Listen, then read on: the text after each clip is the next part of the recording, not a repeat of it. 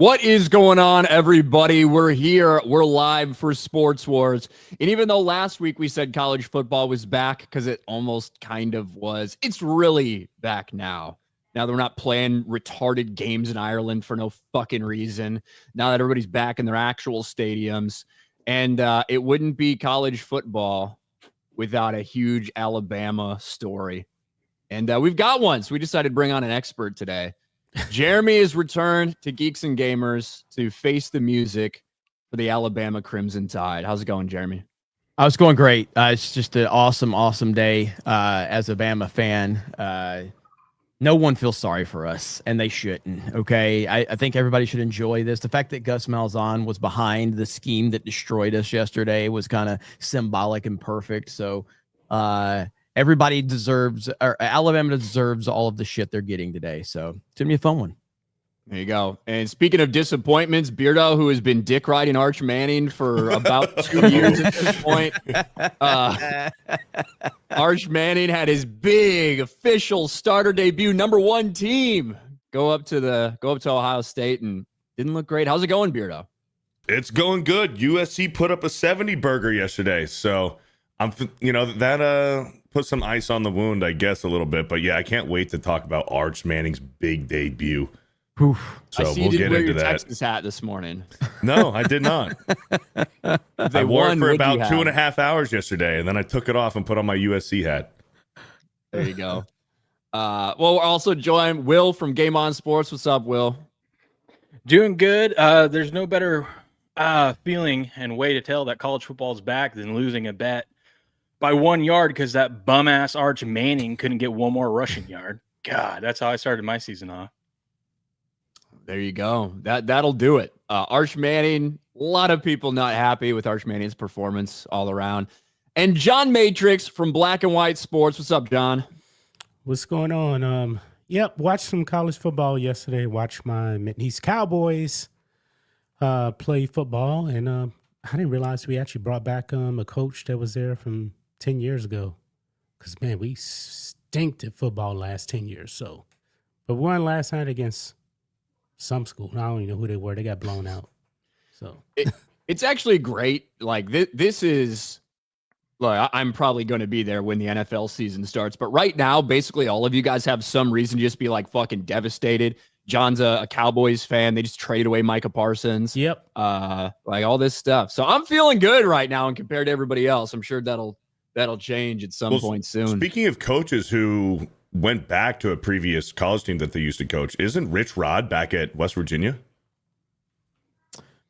I don't even know I haven't heard that name in a long time. Actually, I believe so. I think he's back at West Virginia. That Rich Rodriguez was the coach that Alabama was like keying in on before Saban got hired, and I can't, the misery in the Alabama world. We're like, fuck, we've had Dubose and Franchione and all this shit, and Mike Price going to strip clubs and shit, in Pensacola, Florida, gets fired before he gets his first game. And then Rich Rodriguez was going to be the savior for Alabama. We're like, fuck.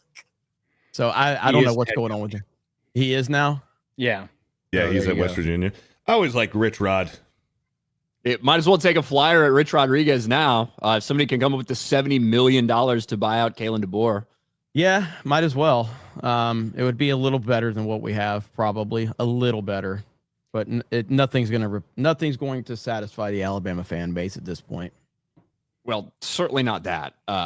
Like it's one thing to like if Alabama just barely misses out on the college football playoff and puts up 9 or 10 win season, like they're not going to be happy. Get blown out by Florida State, which last year was the most embarrassing story of the year for them, the way that they performed last year. That was rough. We might as well start there.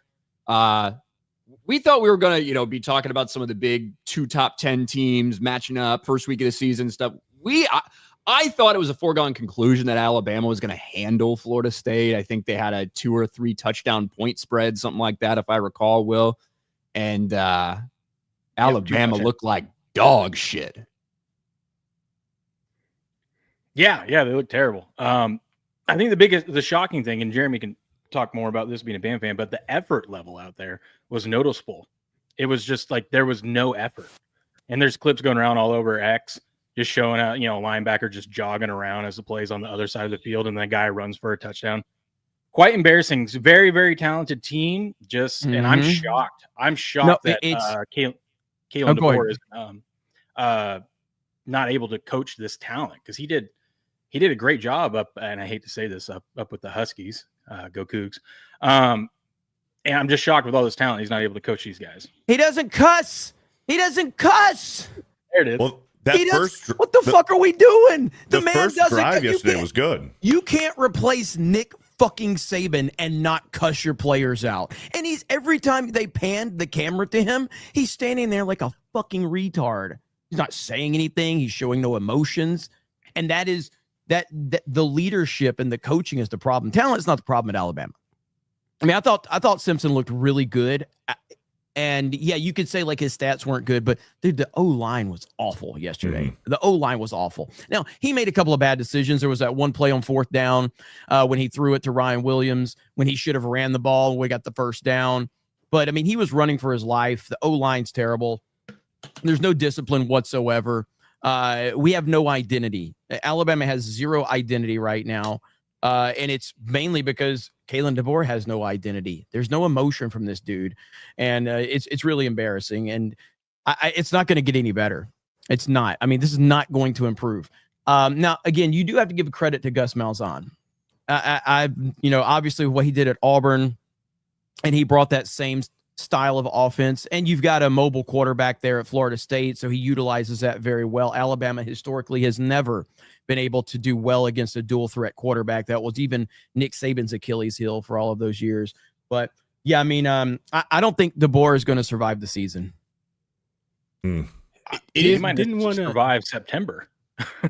I don't think he's going to survive, dude. So I can't remember what the stat line was, but many people were talking about it. I know Clay Travis tweeted out, but in 16 years, Saban lost to, I believe, 4 unranked teams in 16 fucking years. Yeah. DeBoer's already lost to 4 unranked teams. Wow. in I have it right here. Isn't it a game? Yeah. I have it right here.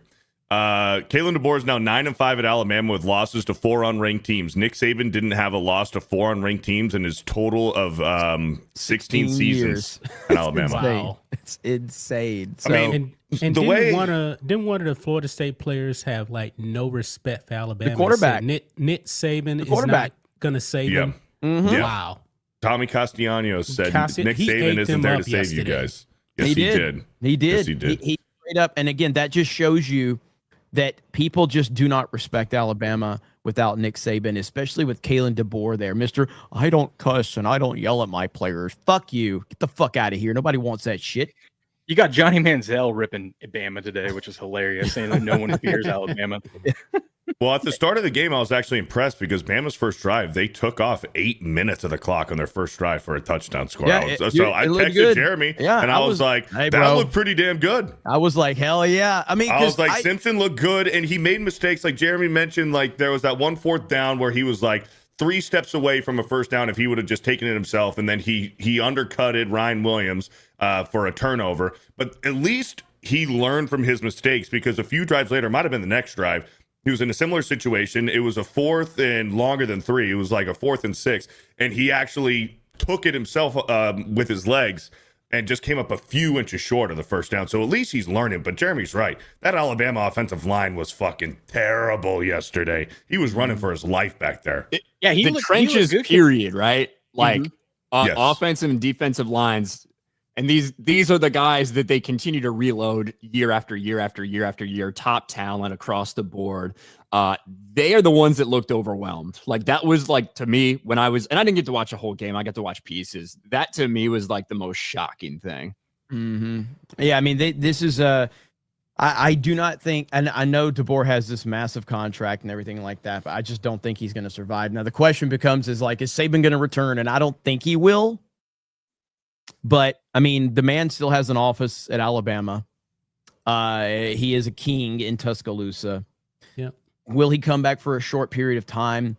I tend to believe no. Even if they fire DeBoer after 5 games this year or whatever, I don't think Saban's coming back. And I think that's the thing that a lot of Alabama fans think, is that Saban's going to come back and save him. But Saban doesn't want to walk back into a situation that he didn't build. Like, these aren't his players anymore because of the transfer portal and the NIL and all of that. This isn't Saban's team. This isn't a team that he would have built anyway. I just don't think he's coming back, but I do think DeBoer will not last the season.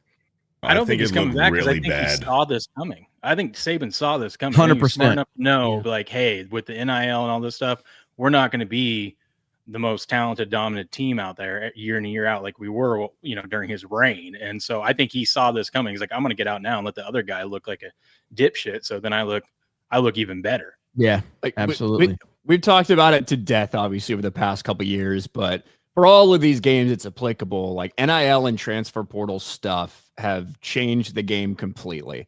When you look at Alabama and you look at this laundry list of running backs that they had, right, during this run, where it was just one after another, after another, after another, after another. All these guys, they were stacking them and they were all backups to each other, right? Mm-hmm. Like, they waited their turn, then they got their year or two, and then boom.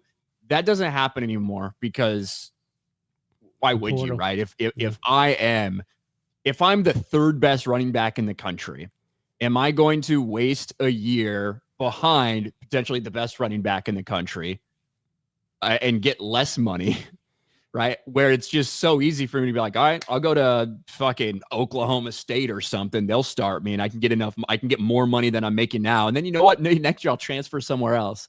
Like, it's just different. So it's very tough to build up these kind of dynasty level of talent if you have to recruit the same players every year.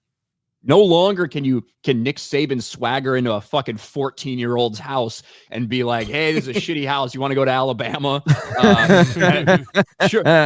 Sure, coach, I'll go to Alabama. That sounds great, coach. I'll sign right here. Commit from a fucking freshman in high school.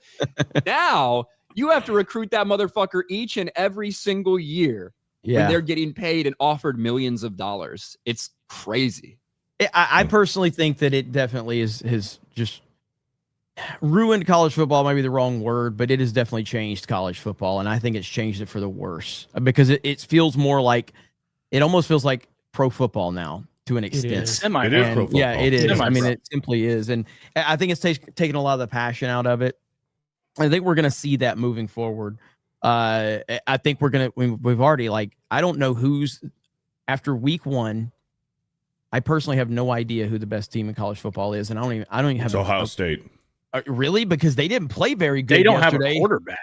They have a young quarter. That was the biggest takeaway from yesterday. This is supposed to be a generational. I'm just saying, who's going to be number one in the nation next week? It's probably going to be Ohio State. That's a different question than what I said, though. I said, who's the best? Right. Like, Ohio State, look at it on paper. Texas significantly was better on paper yesterday.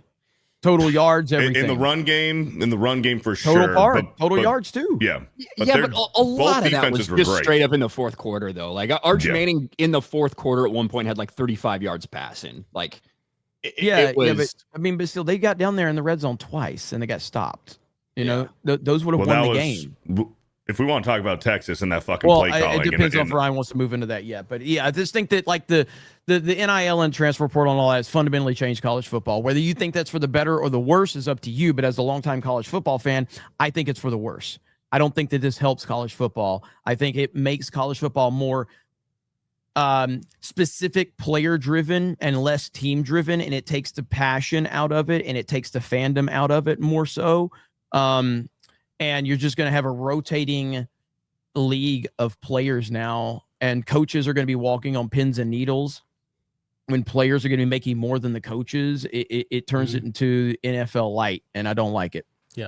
And another thing, these guys really, with the NIL, probably not committed to classroom work anyway, especially with this, because you just jump in from school to school year after year.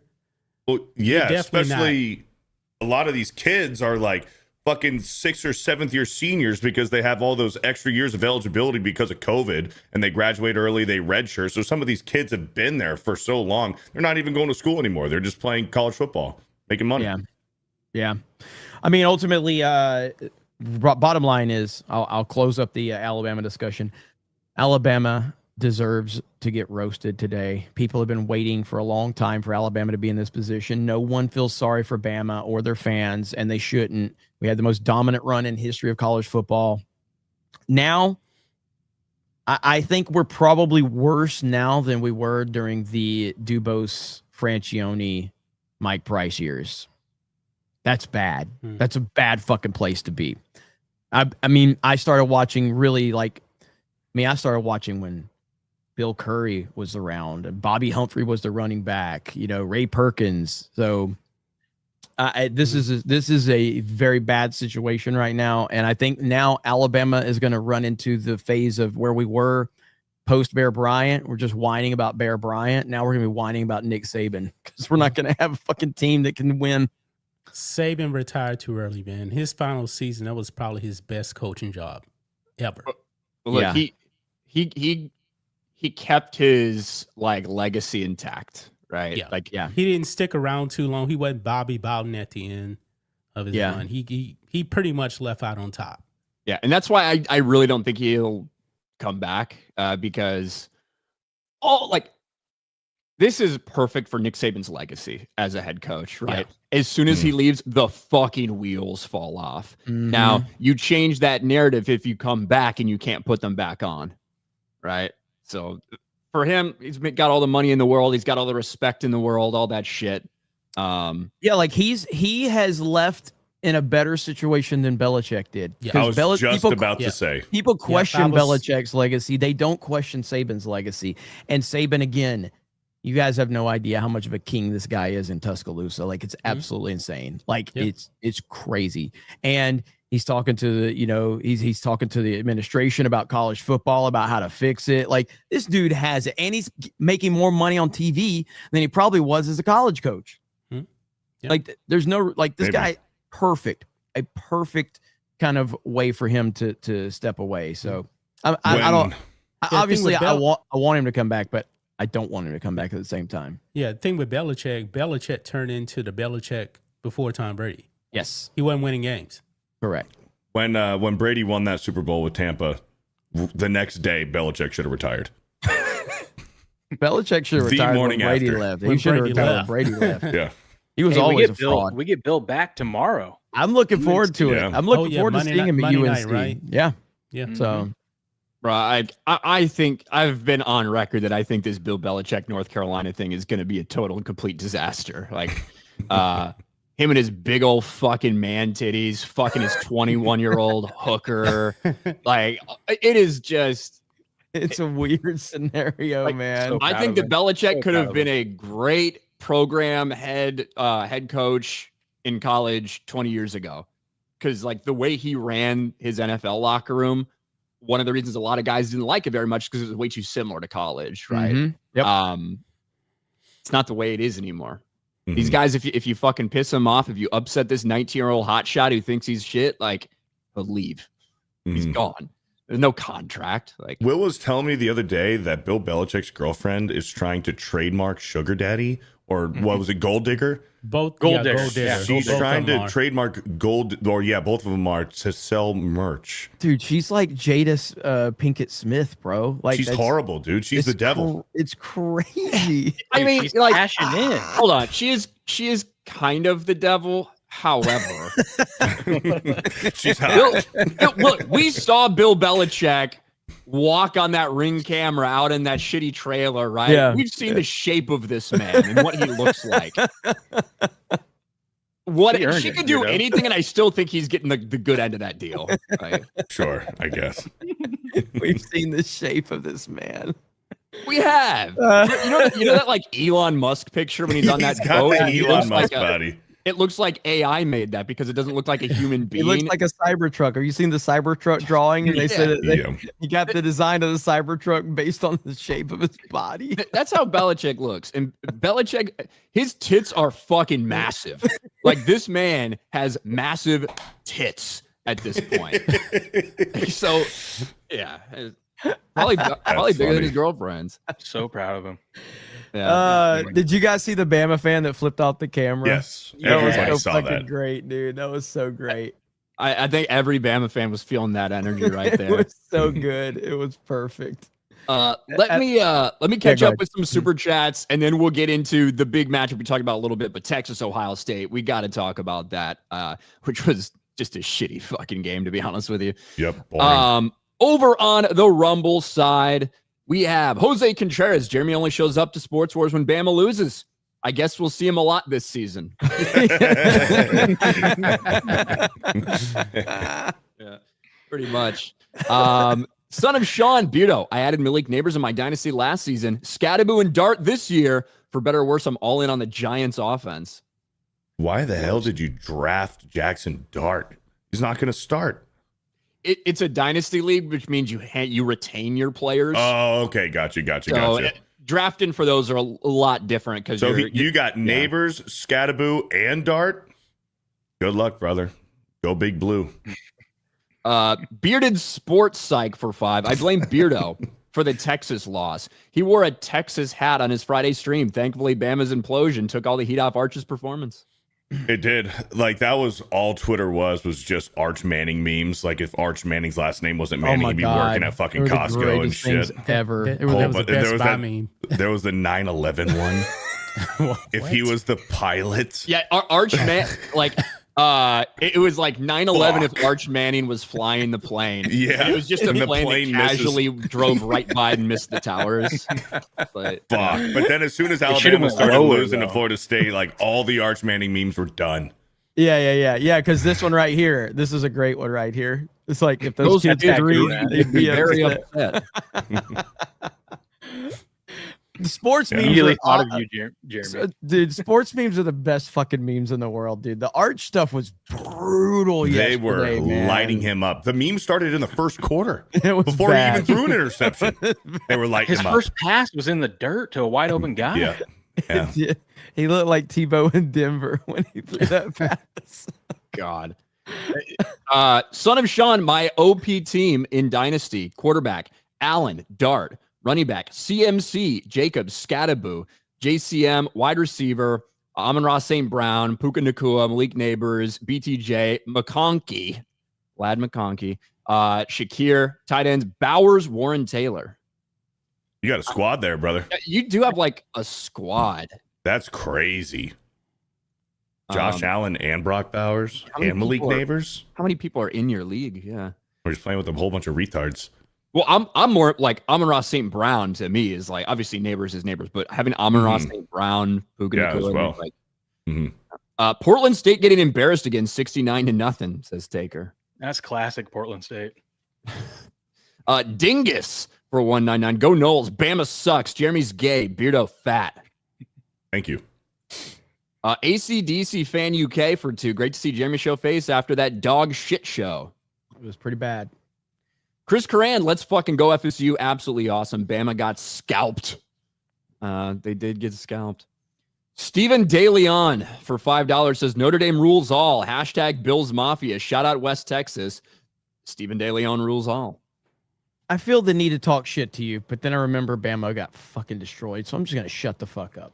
We'll see what happens. Catholics versus convicts on tonight. So, Mike Kilford, I'm surprised Jeremy's able to show his face after yesterday.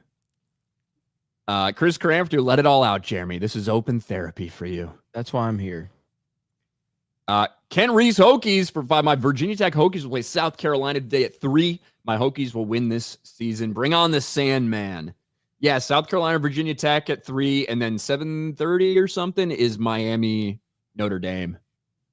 So, but let's get. We'll catch up with all the super chats, but let's get to the big game, big noon kickoff, a game in which Dave Portnoy was not allowed to go into the stadium, despite Fox having spent millions of dollars to bring Barstool Sports and Portnoy onto this. For some reason, they didn't want to do it for this game specifically. But Ohio State, defending national champions, number 3 ranked team in the country against Texas. Arch Manning. We've already heard everything. People are tanking for Arch Manning in football. That's what they're doing. Blah, blah, blah, all this stuff. The expectations could not have been higher for Arch Manning. And even if he went out there and threw 5 touchdowns, I think people would still be like, well, I don't know. However, he came out and looked like absolute dog shit. The game was not fun to watch. The game was sloppy. Certainly both defenses played well, but the offenses, it wasn't just the defense played well. They looked shitty, both offenses.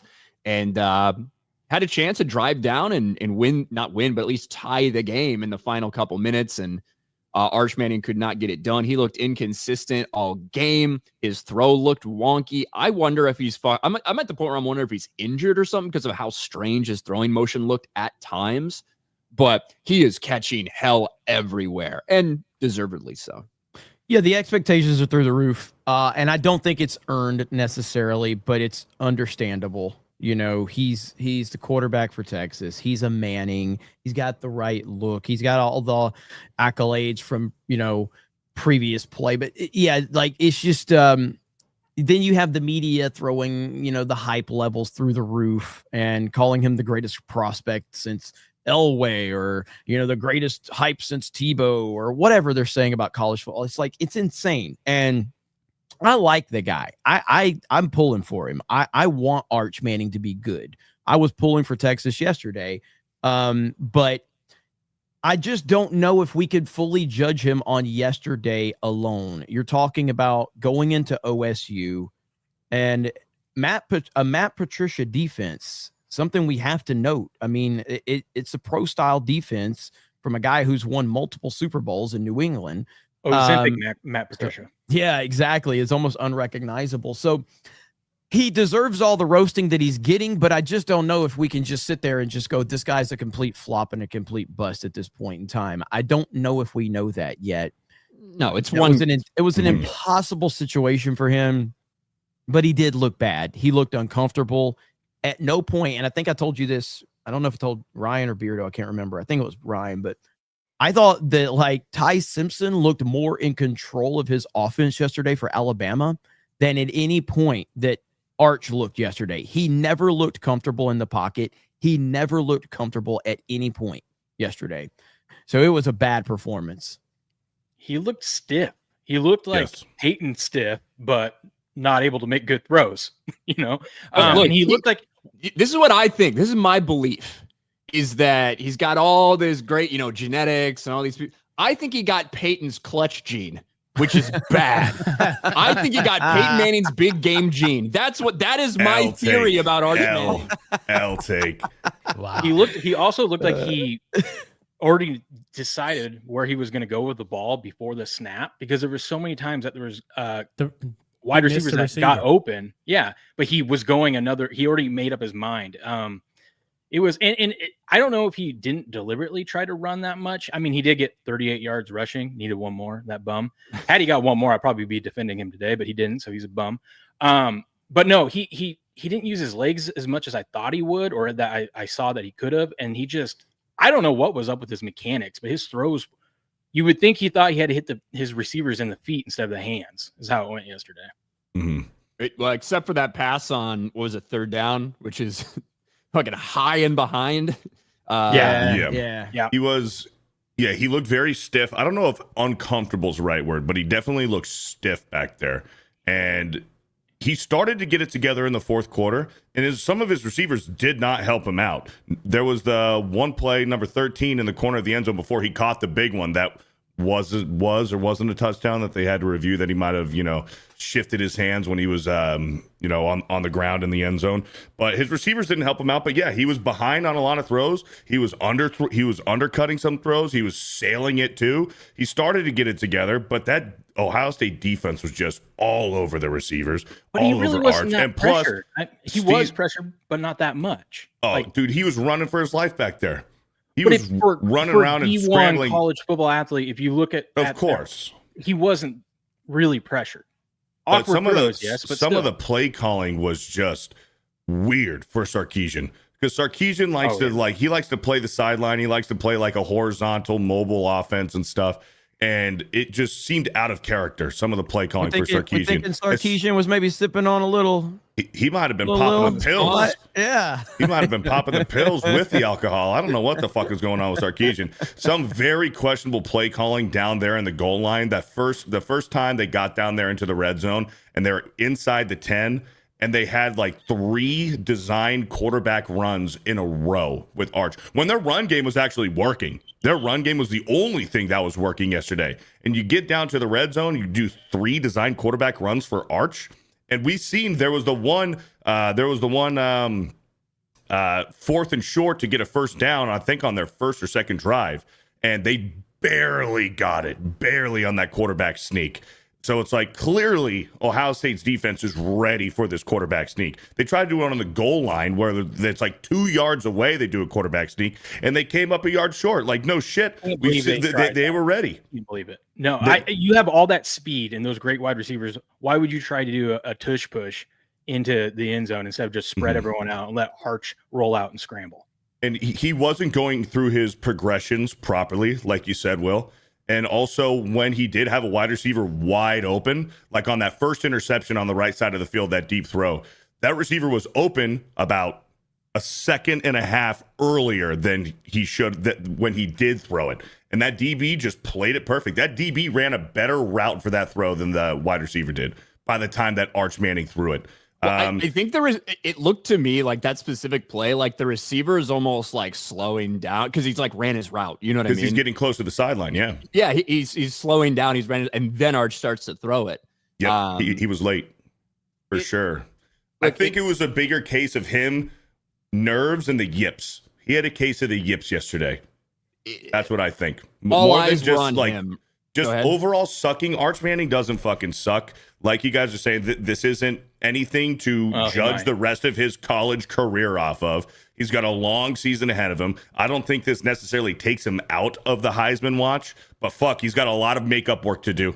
That's for damn sure. He's got to light it up the rest of the year to get back into that Heisman watch.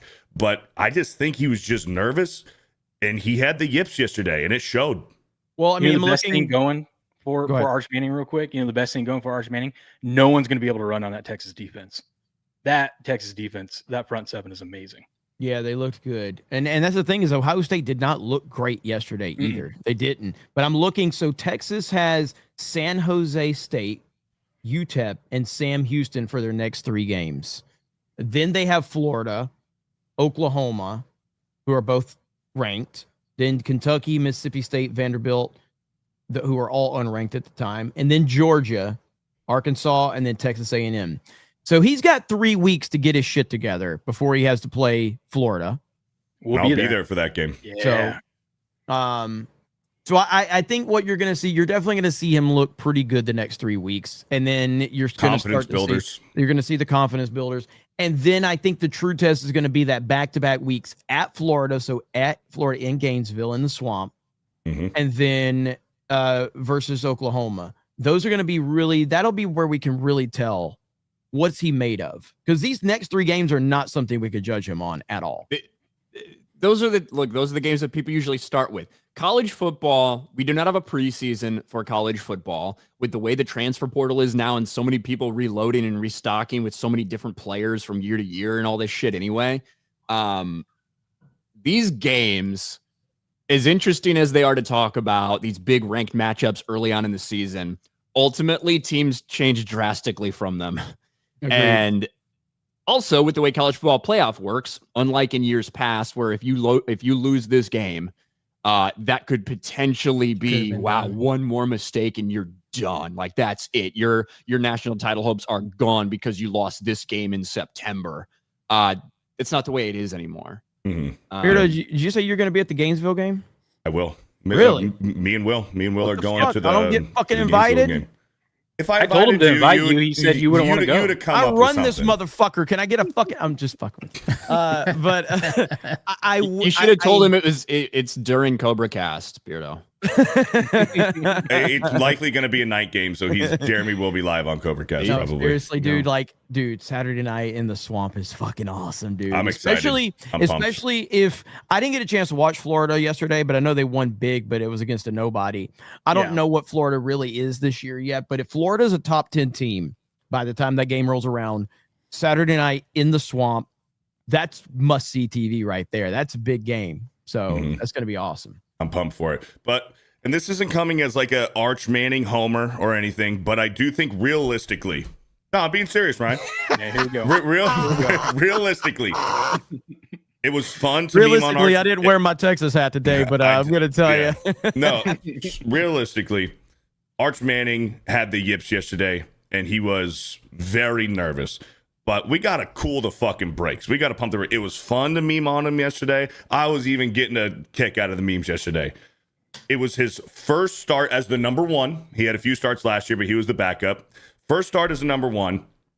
Very first game of the season at Ohio State, defending champions, bringing in Matt Patricia. The odds were stacked against him. Like I forget it was Jeremy or Ryan said he could have thrown 4 touchdowns yesterday, and they would have looked at it. Oh, he had a 60% completion percentage, even if he would have thrown 4 or 5 touchdowns. Like the odds were stacked against him. There was no winning for Arch Manning yesterday. But going out and looking as dysfunctional as he did yesterday, as that entire Texas offense did, besides the run game, he wasn't going to win.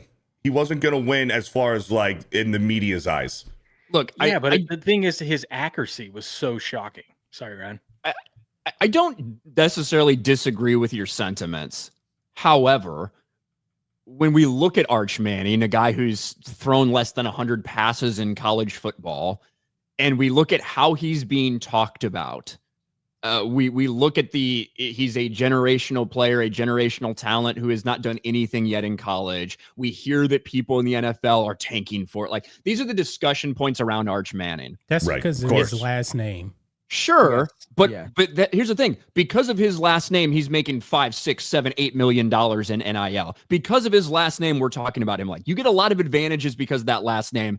You might get some disadvantages too, which is people will pay more attention to these things. People will call you out. Yep. So we're at the point here where a lot has been thrust upon him. The expectations are very high, but he has yet to do anything in college football truly yet. So this is what we have. This is now the tape we have on Arch Manning. It doesn't mean that he sucks. It doesn't mean that he's not going to be number one. It doesn't mean any of that. However, it has to be part of the conversation, and you have to hold him accountable for what we've seen. And it was bad yesterday. I agree with that. Did you see the clip of Feinbaum sitting there talking with Tebow, saying that like he's going to be like that? He's the best quarterback, and he's like he brings the Tebow. Magistry and the magic, and Tebow's like, what are we talking about? We're playing a football game here. Like, Feinbaum. And did you see Ric Flair roasted Feinbaum yesterday? Ric Flair went off on Twitter roasting Feinbaum. It was so fucking good. I was like, holy shit. Nature Boy cutting promos on Feinbaum. But I'm looking at Florida's schedule. So Florida has South Florida next week. Then they have LSU. Then they have Miami before Texas. So Again, I don't know what type of team Florida has this year, but they have LSU and Miami before Texas. So if Florida somehow beats LSU and Miami going into that Texas game, they will be a top 5 team at that point. And that is where I do hope they win those 2 games, because I would love to see them as top 5, because that'll be huge hype. So one of the things that's really pissing me off about the Arch Manning thing was seeing all of these fucking loser Shedeur Sanders fans who are like, why y'all not talking about Arch Manning the same way you talk about Shedeur? Just because his name, just because this, well, you're not talking about. And it's like, are you watching social media? Like, they are making Arch Manning into a fucking 9/11 terrorist right now because of how bad he's playing. He was getting destroyed. He was like the number 1 trending thing, him and that stupid Manning face. Like, he was getting wrecked. Yet all these like Shedeur Sanders fans out there are pretending as if he's being treated differently than Shedeur. He's getting roasted. Ryan, can you do a full stream just talking like that? Probably not. Go ahead, Beardo. I saw a meme of Peyton and his son Marshall. It was like, well, now that Arch Manning sucks, Marshall Manning, you're on the clock. It's like, Marshall Manning is on the clock. Yes. Yep. Or the Bronny James and Arch Manning memes. I saw that one too. Dude, there was AI saying Arch Manning at Texas, and it was Daniel Jones in an Arch Manning jersey. Or the Shane Gillis one. Yes. That one. Yes. So, John, do you think the Cowboys are going to try to tank for Arch now? It sounds like a Cowboys move. So, well, if they are, man, Dak Prescott is very happy today. If they are, I don't know, man. It's so like I still think that they all these years ago should have taken Johnny Manziel. That would have been fucking No. awesome, dude. Yeah, that No. would have I been mean- fucking I awesome. mean, it would have been like great stories, but it would not have worked out very well. You see, Johnny Manziel was like recently bitching about how he's viewed as the bust when there was like quarterbacks Yes. taken before him. Well, Yeah. He was saying that he was the second Browns pick in that first round. He goes, and their first pick was a bigger bust than I was. He's been doing a lot of media lately. So A lot of podcasts yeah. and stuff. He's- Yeah. Man, No, he's him perfect and for the social media world. dude, like, him and Cam Newton. Like Cam Newton did his podcast. It was a really fucking good podcast. And I've Well, Cam never Newton been. has to do a podcast. He's broke. Yeah. He's got nothing else. Listening to Cam and Johnny Manziel talk about like their experiences, because I mean, again, regardless, I clearly hated both of these guys in college, but two of the most electrifying college football Cam- players we've ever seen. Cam Yeah. Newton had the single best college football season of all time. Joe Miss Burrow. me with that Joe Burrow bullshit, dude. Like, I'll take Joe Burrow's dude, season. Cam had no fucking body. He carried Auburn to a fucking national championship, being down at Alabama at the half, like 24-0, and brought him back. Like, it was unbelievable what Cam did. He had nobody. He had nobody on that. I mean, he had like a couple of like random people, but like generally Auburn was not that talented. Cam carried them.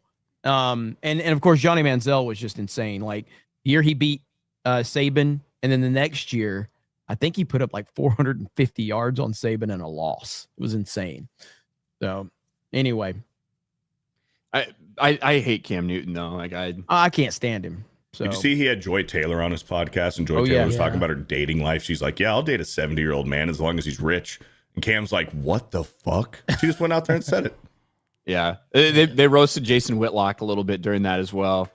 Just because Whitlock was on the Joy Reid train. I mean, not literally, but He in wanted to be. content. That peanut butter skin, those big old cans.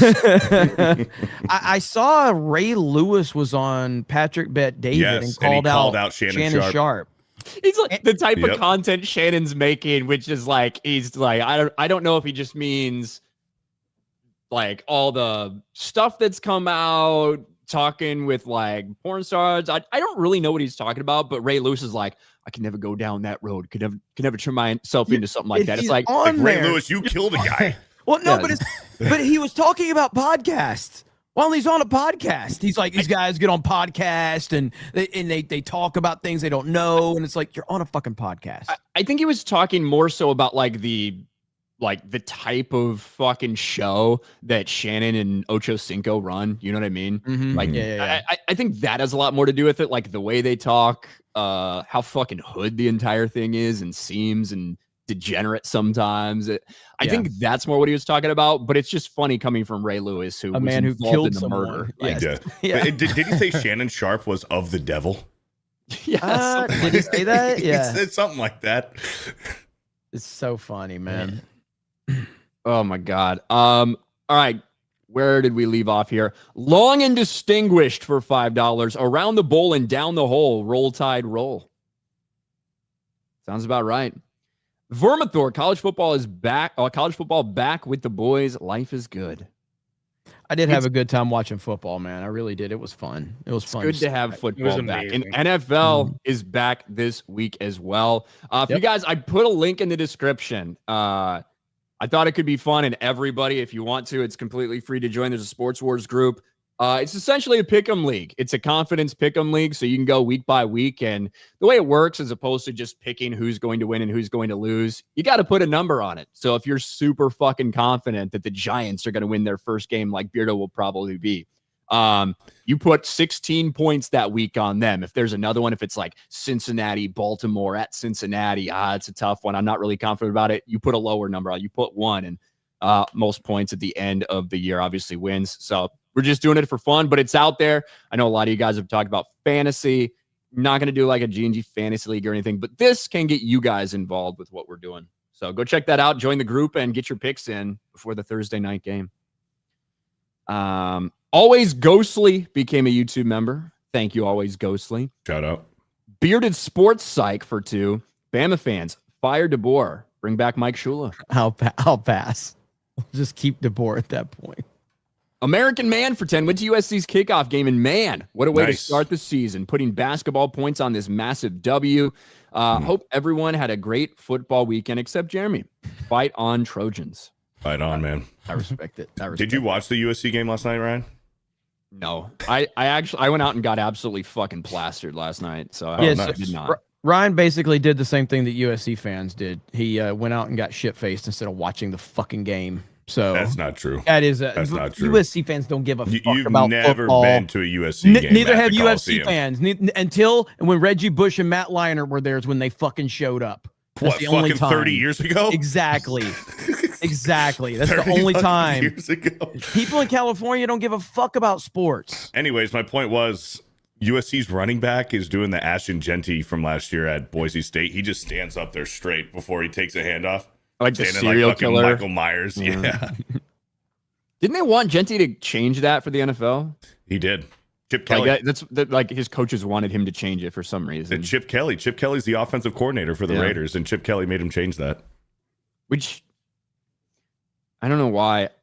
Like, as long as you're doing that every fucking play, I suppose. Like, there are guys who kind of have little tells and everything if they're going to be getting the ball versus if it's going to be a pass play and shit. But as long as you're not telegraphing anything, I don't know. I saw an Adrian Peterson highlight reel the other day and I just could not stop watching like how good Adrian Peterson was in his fucking prime for those couple years was that year insane. after his ACL tear. Also, his rookie year was pretty damn good too. Yeah, it was good. Reggie Bush is probably still the best. Reggie Bush USC highlights. I'll pull that up like at least once a week and watch Reggie Bush USC highlights. Well, He was a cheat code. Barry Sanders is probably the single best running back, but I didn't really watch Barry Sanders. Like, I don't remember watching Barry Sanders in college, but if you look at his stats, they're fucking retarded. But I watched Reggie Bush, and Reggie Bush, every time he touched the football, you thought he was going to take a yard. He could have scored. Yep, every single play. It was incredible. And like for a while, Reggie Bush was on the Saints Super Bowl team, correct? Mm-hmm. Yeah, yes, he was. Yeah. And obviously, we didn't see the same impact that we saw at the college game when it came to Reggie Bush. But like used within the system, he could still be super effective at times for that Saints team. He was a good receiving running back. Like, he caught a bunch of passes. Reggie Bush would have excelled in today's NFL. Yeah, he caught a ton of passes his first few years in the Saints. His best year was in Miami. Yeah. He spent like one year in Miami, and that was his best season as a pro. Is that before or after Kim? I think that was after. Might have been during this. Actually, that might have been when they were together. I don't know. Couldn't tell you. SCDB for 5. Greetings from the LPGA FM Championship in Norton, Massachusetts. I'll catch the VOD later. Right, MA is Massachusetts, right? Yeah. RIP Arch and Bama. You'll be okay, boys. Well, have fun at the women's golf tournament, SCBD. Marquez for 500 yen or something. Go Texas. Alabama's just recruiting all-stars. Belichick made studs, including Brady. I disagree. Cole Hauser for 2. What's up, my Riggas? Go Yankees. Go Bills. What up, brother? Oro for 199. Ryan, read the room and put on a gong hat. I don't know what that means. Dethu, go Knowles. Eric K. Beardo on the bright side. Manning keeps playing like this. He'll be an easy first day draft for the Giants. Or the Browns. Agent Orange, you guys seen Ryan Day had a nipple piercing? I did see that. I don't know. It could have just been an awkward like the shirt was just fitting awkwardly at that moment, and maybe he's got one of those bumps on one side of his nipple or some shit. You know what I mean? Maybe he's just got some gnarly nipple hair or something like that. Something. But it 100% looked like this dude was walking around with pierced nips and a tight shirt. Like, isn't that sad? That was the biggest anticipated opening game of the year, and for the first half, all people could talk about was nipple piercing because the game was so terrible. You know what I mean? Like, and if it is a nipple piercing, you should keep it in because it's working. Yeah. It was a very bad game with all the hype that they built around. I mean, unless you're like, you watch football for defensive play, then you would have loved that game. No, but it's like it was so it wasn't sloppy. just good defense. Like that's my thing. And I really don't know how to feel about either of these teams because they played each other. They both kind of looked sloppy.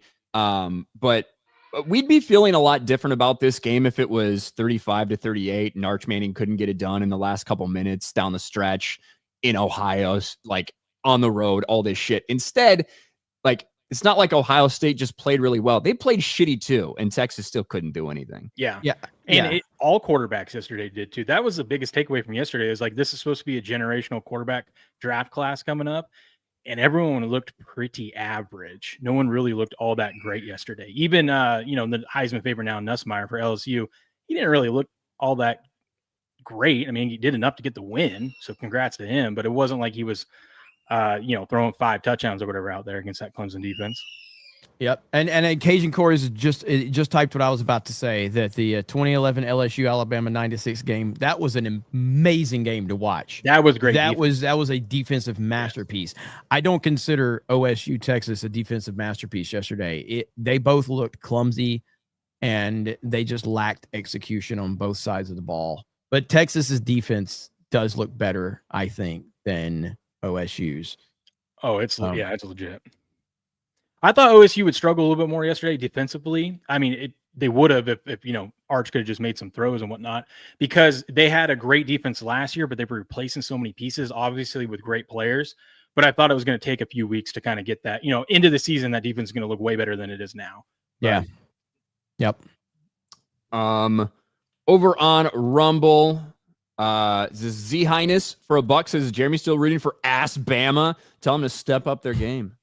I mean, I've told this story plenty of times, man. Jeremy's a huge donor. He'll get right on that. Jeremy's going to provide the funding for Kalen DeBoer's buyout. When I was old enough to know what football was, my dad said, "You're either an Alabama fan or you can get the fuck out." I'm like, man, roll tide, Dad. Like, roll tide. There was nothing else. That was pretty much it. Craig Morning for 10. Awesome church service this morning. Now I got the day off without the kids around, and I'm eating a big bag of Taco Bell, building my new deck, watching Sports Wars. Hell yeah. Hell yeah. That sounds beautiful. Yeah, that sounds absolutely beautiful.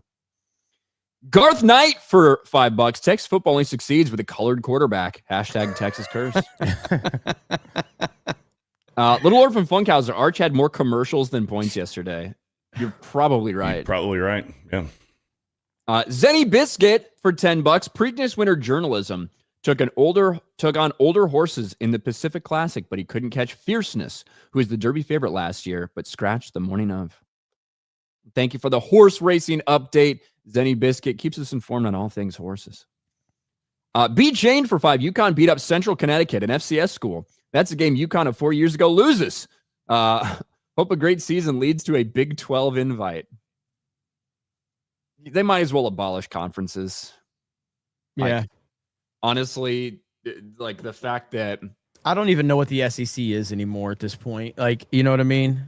The SEC the Big Ten has like 18 or 20 teams. Yeah, the SEC still makes more sense than the Big Ten does right now, because it's called the Big Ten and it has 18 teams, and the teams span from fucking like Washington and Oregon and California to goddamn Rutgers and Maryland. Yeah. Like it literally across the fucking country. I don't recognize it anymore. Like I was telling Beardo when he was telling me about USC, I'm like, hell yeah, Big Ten football's back. It's like so weird. Penn State looked good yesterday. Penn State might actually be the number 1 team in the nation. Penn State has some lofty expectations. Number 2 team in the country. Obviously played very well with what they were asked to do. They played Nevada, I think. Dude, if they don't do it now, then when are they ever going to do it, Yeah. Got an experienced quarterback coming back there, and he looked solid yesterday.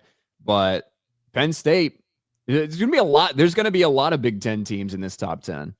I think for a while until they start playing each other, because you got Ohio State, you got Penn State, Oregon's number 7. Yes. Oregon's 7th right now. Michigan's 15th. They obviously looked fine against New Mexico or some shit yesterday, but not against that trick play. Did you see that? I did see that trick play. Snapper snapped it underneath the quarterback, looking like they were going to do push, and the running back threw a touchdown pass. It was pretty cool. Yep. Arch will be fine. It's 11:08 Central, and OU still sucks.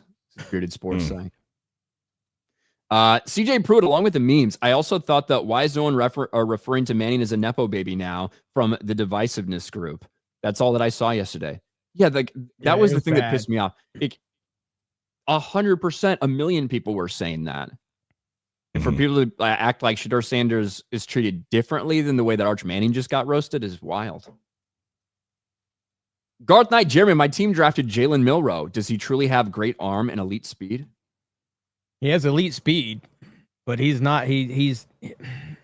It's going to sound weird saying it. He's Jalen Hurts. So if you put him on a stacked team like the fucking Eagles, he's going to do good. So I like Milroe, but he's not going to be an NFL quarterback, I don't think. But I said the same thing about Jalen Hurts. I think he's a faster, more athletic Jalen Hurts with worse decision making. I think he ended up in a good spot up in Seattle, though. Gets to sit back, learn, develop a little bit.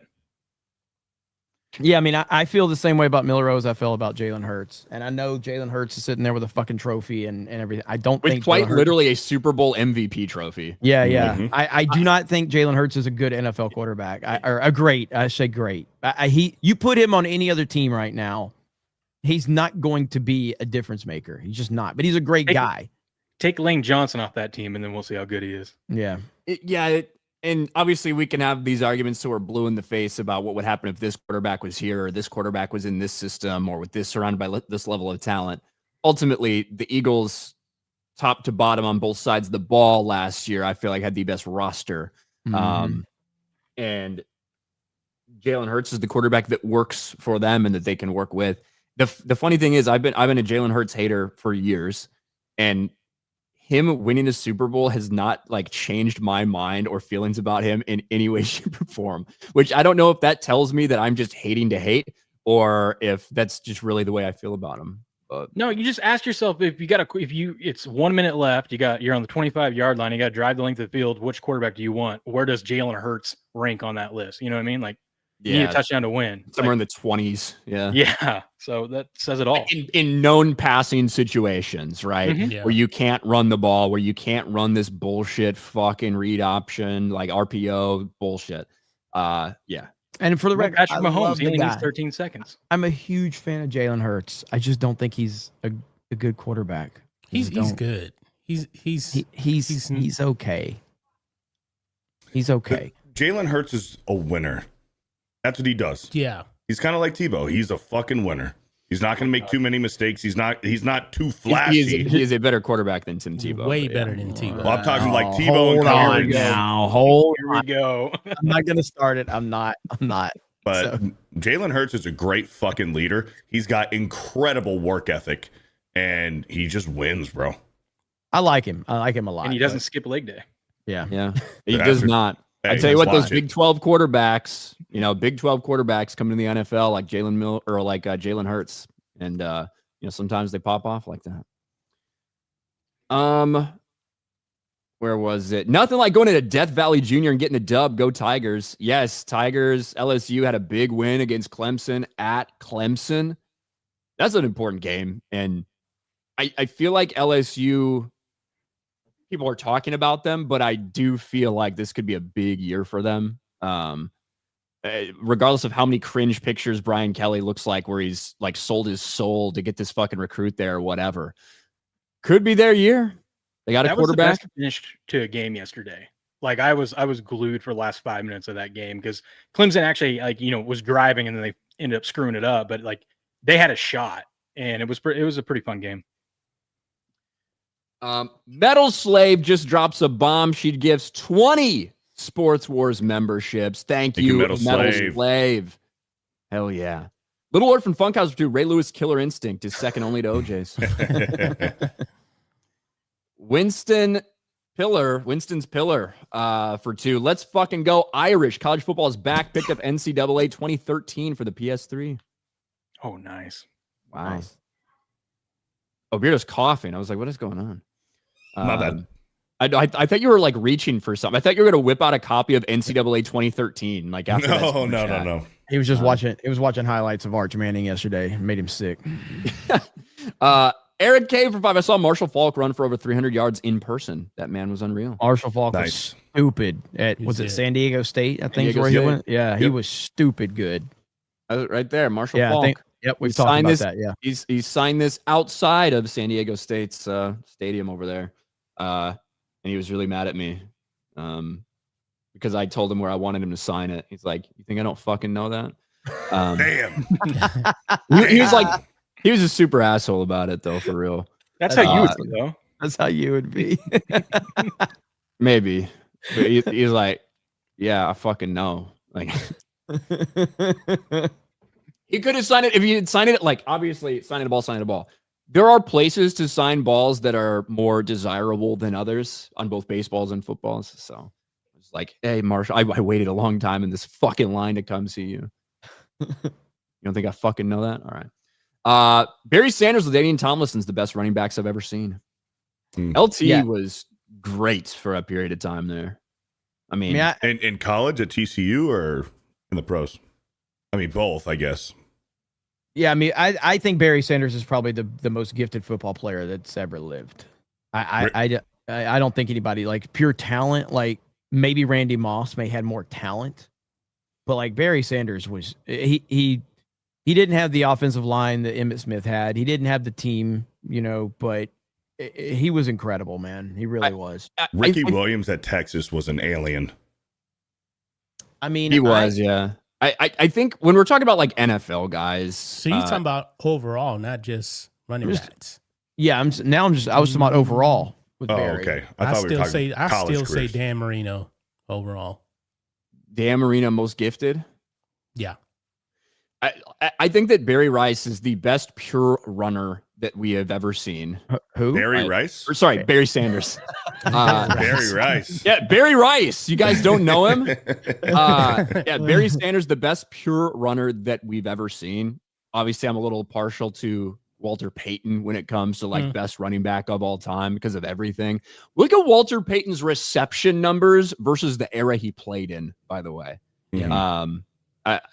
Outlandish when you consider the era he played and the number of passes. But what is this?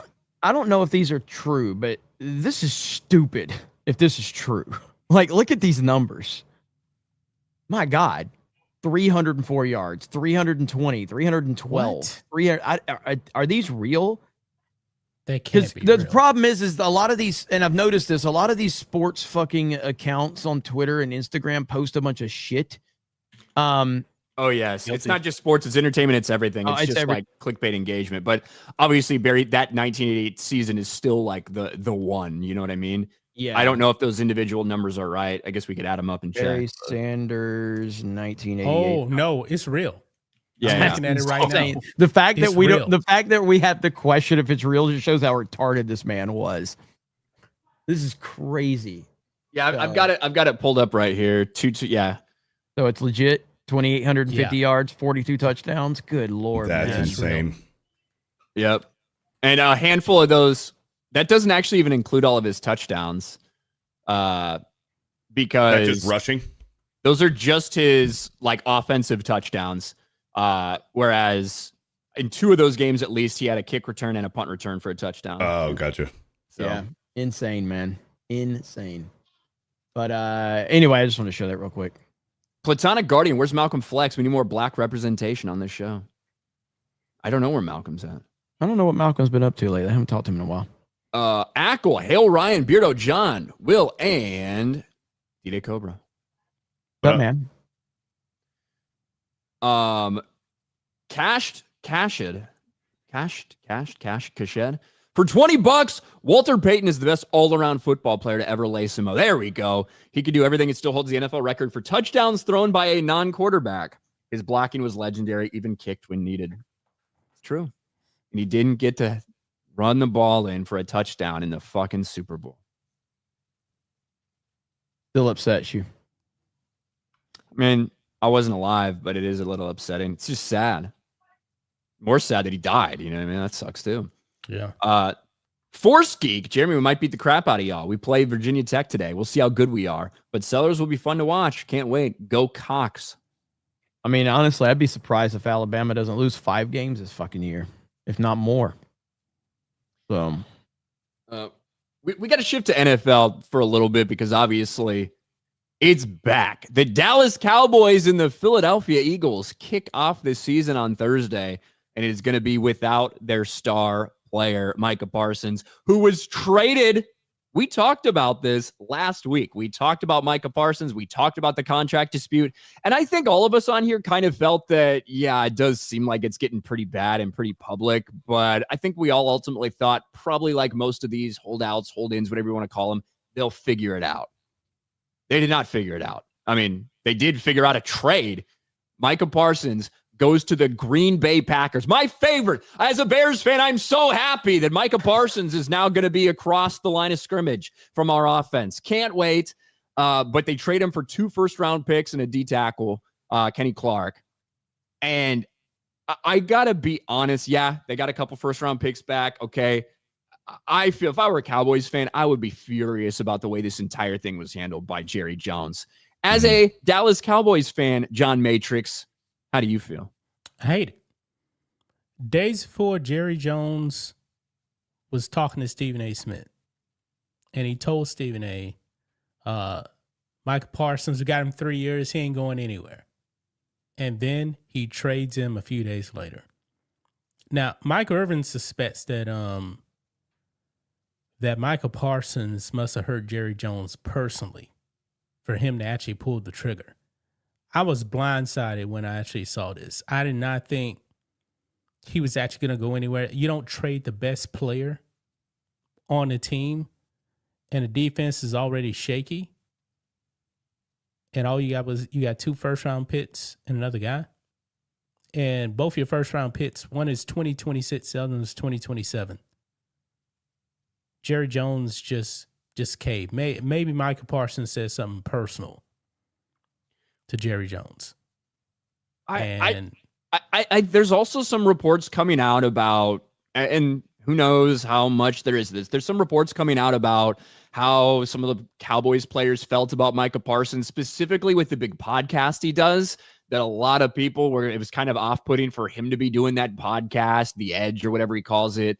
And sometimes being critical of other players, and that's a weird vibe. And apparently a lot of people, maybe even up to and including Dak Prescott, did not like that. Like I didn't hear about that. It rubbed them the wrong way. Yeah. Cowboys quarterback, let me see if I can find it. Cowboys quarterback Dak Prescott's issue with Micah Parsons revealed a new report. His podcast here. Martin Lamb and Prescott were very popular in the locker room. That's not the case with Parsons, who has rankled teammates in different ways, seen as some as egotistical and self-centered. His podcast has created issues too that go all the way up to quarterback Dak Prescott. So maybe this was part of it, but at the end of this entire thing, I think when you look back, if you're going to trade him away, get your haul, do that. You probably should have done it before the draft. You probably should have done it at that point. But I think the frustrating thing is with how Jerry Jones does these things and how he waits for the last fucking minute, how he waits till it's on that year and, pulls these things out. They should have been able to get this done to keep him there in Dallas for somewhere around the realm of $40 to $41 million a year months ago. Yeah. Before Myles Garrett signed his deal, before TJ Watt signed his deal, before all this stuff. Micah was offered $40 million a year, but Jerry Jones didn't want to go through his agent. Well, one of the problems with that thing that they had made up, and there was $40 million a year on the table, but I think the time span was too long. Like, I think they wanted to be like 6 or 7 year type of thing. Whereas Micah Parsons is probably thinking to himself, no, let's get this 3-4 year deal done, and then I'll be ready to re-up again for more money. You know what I mean? Mm-hmm. So he didn't want to sign that long of a term deal at that number. I mean, they have no, so it's a Jerry Jones problem. He's the GM. The coaches there truly have no identity whatsoever. When you're a coach of the Cowboys, you're just there to fill a position. And him being the general, like, it's amazing. How old is Jerry Jones now? 82. Too old. He's 80 fucking 2 and he's making personnel decisions still. He's been the GM for however long he's been. I don't know. How long has he been the GM? Since he owned the team. Yeah, I mean, so he's never even hired a GM. Like, it's unbelievable how dysfunctional they are. Did you guys talk about when Denzel went on the rant about Jerry Jones on First Take? Did you guys show that? No, You guys I didn't seen see that? No. You didn't see that? It was just a couple weeks ago. Oh, dude, Denzel went off on Jerry Jones big time. I'll see if I can pull that up real quick. But yeah, I mean, think it was last week he did that. Yeah, it wasn't long ago. It was before the Parsons deal. Yeah. It was before that. Let me see if I can find that really quick. But he's the problem, dude. He's the problem. And as long as he's the one making these decisions, it's going to continue to be that right here. Let me see. Can you stop sharing the screen? How do you do this? Let me back this up. I hate shorts. Shorts? But he ain't thinking about us. He's thinking about his. Been a Cowboy fan since the '60s, but he ain't thinking about us. He's thinking about his pocket. Yeah. What does he say? You tell me. What does he say? He's getting rich. My Cowboys. We're the most successful brand in sports. You mean in terms of what? Championship? There's box office, and there's Oscars. Jerry, been a while, huh? You ain't been to the show. You wouldn't know. I haven't been to the show, so you wouldn't know what it is to win. I love the Cowboys because I really love them. This is why I feel the way I feel. All money ain't good money, Jerry. Say it again. All money ain't good money, Jerry. Been a Cowboy fan. That's really what it goes. You know, Denzel's not wrong because there was a time, really not long ago, the Cowboys had 5 Super Bowls. That was the most in NFL history. Now, if I'm not mistaken, I believe the Cowboys still have the most playoff wins. Maybe in history, but I think Tom Brady himself probably passed up the Cowboys. Yeah. I was gonna say I don't know. That must have been a big record because they haven't added to that total in like 20 fucking years. Yeah. The San Francisco 49ers hold the NFL record for the most playoff wins with 39 victories as of 2025. How many does the Cowboys have? Like The New I England think it's Patriots and the 34. Packers are tied for second with 37 wins, followed by the Pittsburgh Steelers and the Dallas Cowboys with 36. So it's Brady really has more close. than Yeah, all so. of them. Brady Yeah. has more than all of them. Yeah. So it's a Jerry Jones problem. That's the bottom line. There's no way to spin it and twist it. He should have hired a GM, a decade ago. It's not going to do it, man. Not going to do it, but The I'm thing just with- saying is The thing with what Denzel said there, like, we're the most successful, blah, blah, blah. Jerry Jones desperately wants to win a Super Bowl. Like, I think that's one thing that you can't pretend like Jerry Jones, all he cares about is that the team's value is high. All he cares about is that they've got this many people coming into attendance. He desperately wants to fucking win. The problem is he wants to do it his way, right? But you can't say that all he cares about is the money and the recognition. He wants to win fucking badly. He's just going about it the wrong way. yeah. In my opinion, at least. Thing is, though, Jerry Jones is also pretty much the de facto commissioner of the NFL also. What Jerry Jones wants the league to do, that's what he gets. He's the reason why the Rams are actually in LA right now. He has that much power. Explain But that. this Micah Parsons trade, right? You get 2 first-round picks, which we'll see. I mean, maybe the Packers will be dog shit. I would love that.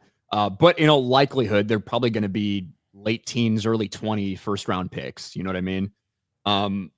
It feels like you could have maybe gotten more of a haul if they had decided to make this move earlier, but that's what they got. Well, the For reason the why they didn't do that Packers- was because back before the draft, Mike and Jerry were on the same page, right? When they were Yeah. going around the agent. And Jerry was doing what he always does. He makes one thing that they were talking about. You pulled up that article about the locker room issues and whatnot. Jerry wanted Micah to prove that he could be more of a leader, especially with Lawrence gone now. And so that's what he was supposed to show during training camp. And Micah was playing ball up until about 6 weeks ago. So I think that's why we didn't see more of a move to move Micah before the draft, because the plan was Jerry was going to pay him. And then this agent steps in because he's like, no, we don't want a 5-year deal. We want a 4-year deal. Like you were saying, Ryan, because we want to be able to get another contract coming up in 4 years from now, while he's still at his peak. So, I mean, this is totally on Jerry. And I think you hear 2 first-round picks it's not a bad deal, except for the fact that it's from the Packers. So it's going to be in the 20s. It's not like you got this from the Panthers. That's going to be top 10 picks.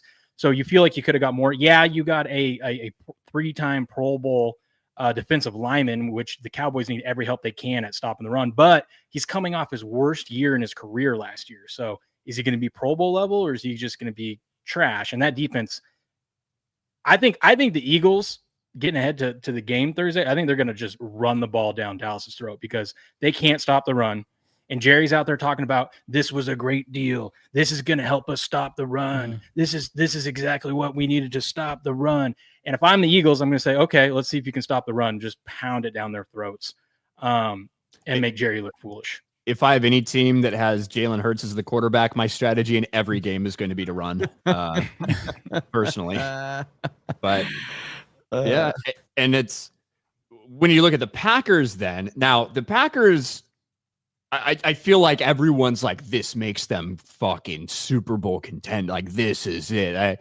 And we'll see. Obviously, that front line is going to be a little bit scary with Micah Parsons, Rashawn Gary. I am not happy about having to face them 2 times a year for sure. They play at Dallas on the 28th. Yeah, like week 4 or 5, right? Fireworks. Yep. You know what's interesting about the Packers and Parsons? He actually might not end up being a great. Maybe it was just Dallas, but a lot of the times, there's the rumors out there, and if you watch the tape and whatnot, he would actually just go do whatever he wanted to. He wouldn't run the play. Sometimes he would just do whatever because he's just such a gifted athlete, right? And he would just do whatever and get make his stats look good. You can't really do that if you're trying to play good team ball. That Deion Sanders did that all the time. He can go into the huddle. He's like, I know my job. Well, that is a little bit different when you are when your role as Deion Sanders. Hey, you're just gonna play. You're gonna man up against this guy the entire fucking game. It's like, okay, that's one thing, but and obviously for edge rushers too, sometimes a lot of it just is pretty fucking straightforward like that. But it's one of the criticisms against Micah Parsons is his performance against the run specifically, and so in the same way that offensive linemen are trying to steer people towards these certain things, if you are a defensive lineman and you're not really worried about your gap integrity and you're trying to make this player do whatever, sometimes that can have bad effects for the rest of your defense and you get to second level shit like that. Overall, Micah, there's a reason he got paid $47 million a fucking year, because he's hyper talented. I don't know what the Packers offense is going to look like. That's going to be the question. What's Jordan Love going to look like? All of this stuff. I hope they're shit. I hope they're fucking god awful, obviously. But yeah. And then the Packers are a rival with the Cowboys. Why would you trade him to a rival in conference? Yeah, the last time the Cowboys were in the playoffs, they got shit stomped by the Packers. Demolished by the Packers. Jordan Love got paid because of that. And let's go send our best player over there. It's a weird decision. I'm just happy to get Parsons out of the NFC East. Get him the fuck out. As long as you got Dak Prescott as your quarterback anyway, it really don't matter. You're not going anywhere. So, thank you. He's very average. And that's the question in Green Bay, right? Because ultimately, how far is Jordan Love going to take the team? That is still what? Statistically, I dove into the numbers. We've been doing that on my show. We dive into Warren Sharp's book and whatnot. Jordan Love is like statistically a top 5 quarterback when he's out there and healthy. It's and wild. It's crazy when you actually look at it. And then if you add in the fact his wide receivers were by far the worst wide receiver group in the league at dropping catchable balls, or like catching it but falling out of bounds. So if they can just even become average at wide receiver.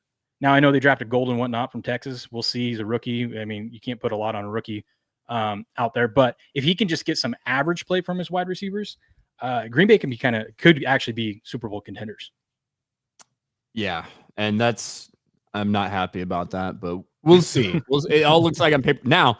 This deal, though, the Packers have to do something about their cap because they're kind of going to be fucked for the next year. Like this year, they'll make it work, but next couple of years with the Jordan Love contract and now this contract, it is going to be pretty rough on their cap. I used to be all into the cap and like thinking, oh, there's no way this team can do this. But now more and more, I'm just like, these teams just figure it out. It just always works itself out somehow. I don't know how, but they do. It's just it's made up numbers. They just make it work. Yeah, and then they get fined 6 years later when somebody uncovers the accounting and they're like, "Hey, you guys realize you were cheating by abusing the salary cap 8 years ago." They're like, oh, And our the bad. cap keeps going up 11, 12, 13% every year, which is like 15 to 20 million, or whatever every single year. So it's like getting an extra star player every single year you get to add to your roster. I'm obviously ready for the fucking season though. Yep. We got who is it? There's not a game on like There's a Friday night There's game. Friday game. Chiefs and Chargers in Brazil. Chiefs Chargers. Yeah. that's right. Yeah. Uh, On just YouTube. The start of the Chiefs fucked up schedule this season. It's going to be live on YouTube. It's on Free YouTube for only. everyone. Yeah, free. Wow. Which is smart by them. That is a smart move. And God, then and we're probably going to hear about. I'm Taylor assuming it's on the fucking Swift. NFL channel. Oh, you better believe that we're gonna hear. Did you about guys see Taylor that they got Swift on engaged? Friday. Did you guys see that? No, I didn't see that. Yeah, thanks for Yeah. thanks for bringing that up. We appreciate it. So, yeah, they'll be talking about it like crazy. I don't mind. Whatever. Like I don't care. I'm not as triggered by 20 seconds of Taylor Swift on a broadcast as everybody else is. I am. It's gonna be egregious this year. It's not 20 seconds. I watch Red Zone, so I don't really care. That's true. Although sometimes you do see a clip of it on Red Zone. Yeah. Calvin Dickerson for 5. What's up, fellas? If there's one thing you'd change with NIL in college football, what would it be? And is it hurting college football? I don't I know if mean, there's anything I would that you could eliminate it. change at this. Yeah, I would just get rid of it completely. 'Cause I think it does Hey, hurt college football. Go back to teams just paying people under the table like the good old days. Yeah. I mean, that's why Bama was winning all those years. We were the only team that was paying people. So, Julio rolling around a goddamn Hummer. but yeah, no, I don't. I think the NIL is bad for college football. So, I think it's going to hurt it in the long run. Cajun Corey for 5. This is Kelly's best team he's built at LSU. I feel his defense is back to being an LSU defense. It's one game. One It is game, one game. against, They look against solid though. stupid Dabo. I would almost rather have Dabo Sweeney right now than Kalen DeBoer, though. Bama will go 2-7. Ewers will start for Miami. 2-7. What is wrong with you today, Ron? Sorry. Said 2-10. I got really drunk last night. I'm tired. Bama will go 2-10, and Ewers will start for Miami. Who is going to be third string in Miami? Yeah. Zach Wilson's the backup. Yeah, Tua's taking us to a championship this year, so I think we do see yours this year. Savvy's Superior Sausage for 5. Any Saturday, Bama lost a good Saturday. Haha, cousin fuckers for the L. Night Saber for 5. Jerry Jones fucked Jimmy Johnson too. Back-to-back Super Bowl wins. He couldn't keep his job. Jerry Jones has always been a problem. Needs to stay off sidelines. not going to happen, though. Mighty Megatron for $2. Hey, Beardo, suck those Husker nuts. Nice to see Texas lose. Manning's a bum. He blew easy throws. Texas is going to lose, I think you mean lose, many games unless they change Manning out. You sound fucking drunk, buddy.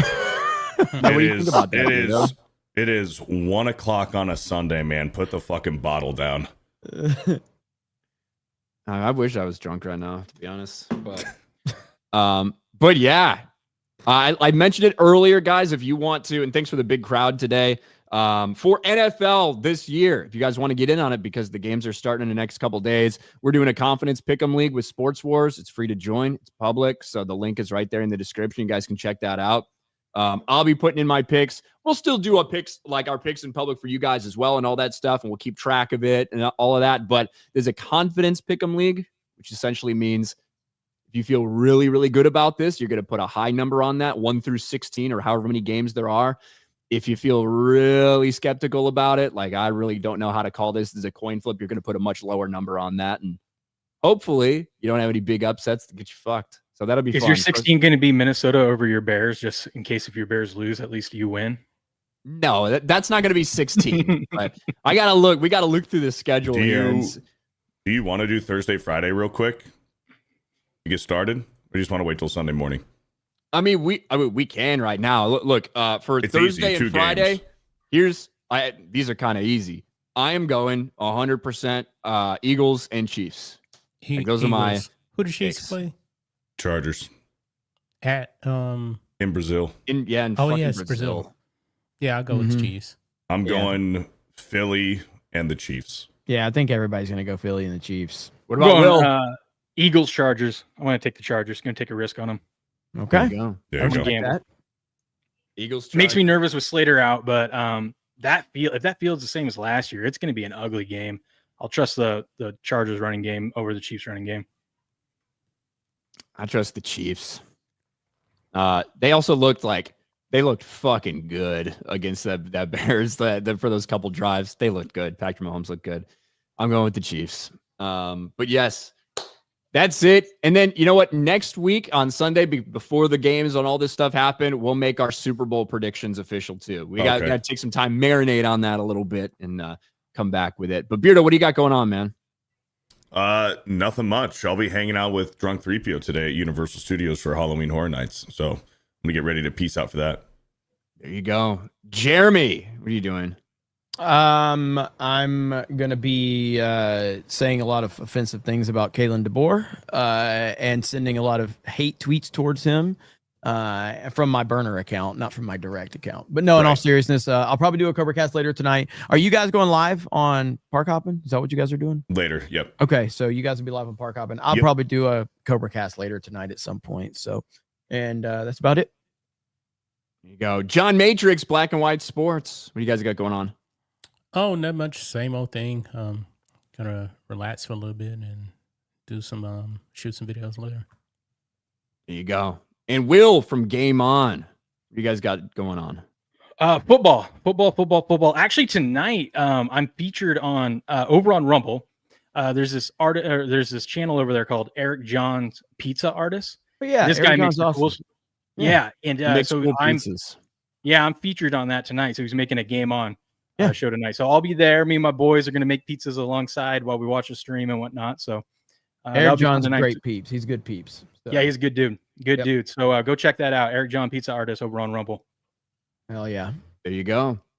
And I think we got a couple more chats that came in. Dubbies for 2. Go Steelers and Roll Tide Roll.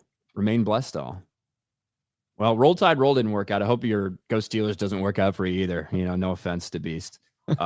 Fuck Aaron Rodgers. I hope that Aaron Rodgers ruins Mike Tomlin's no losing record streak. That'd be the perfect ending to Aaron Rodgers' fucking career. Cocksucker. Taker for $5. Jeremy, I'll join locals if you make Ryan and Beardo watch Bears versus Giants in November. I want to see them roast each other for 3 hours. I don't have any power over them, so yeah, we can try to work something out for that. Ryan likes to drink and say offensive words during football, so we'll see. It's true.